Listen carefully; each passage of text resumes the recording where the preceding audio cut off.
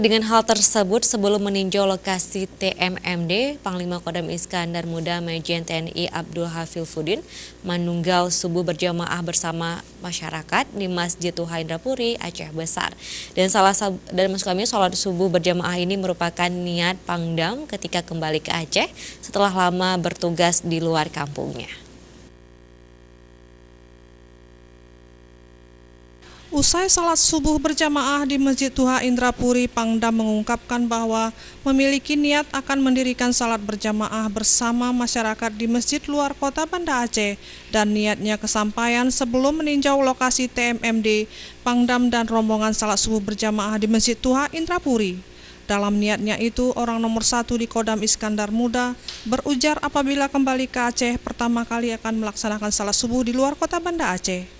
Dan di hadapan masyarakat Indrapuri, Pangdam meminta doa dan dukungannya dari masyarakat Indrapuri agar ke depan Kodam Iskandar Muda dapat menjalankan tugas yang lebih baik lagi, sekaligus doa agar semuanya makmur dan sejahtera, juga damai di Aceh. Jadi alhamdulillah Pak Saudara Lumino, mudah-mudahan acara Kanyuronyo membawa berkah bagi kita semua.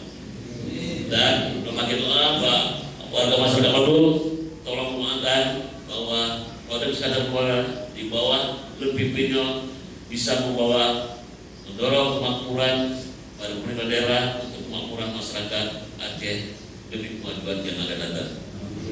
Dan saya minta doa juga agar saya diberikan kesehatan, kekuatan sehingga seluruh prajurit Kodam Iskandar Muda ini bisa melaksanakan tugasnya dengan baik, jaga kedamaian di daerah Aceh ini.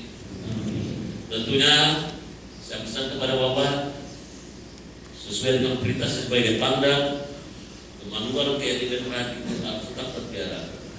Kenapa? Bersama rakyat TNI. Abdullah mewakili masyarakat Kampung Indrapuri menyampaikan rasa syukur dan mengucapkan terima kasih sedalam-dalamnya atas kehadiran Panglima di Masjid Tuha Indrapuri untuk melaksanakan sholat subuh berjamaah. Ia merasa bangga Panglima Kodam Iskandar Muda bisa kembali ke Aceh tempat asal Pangdam.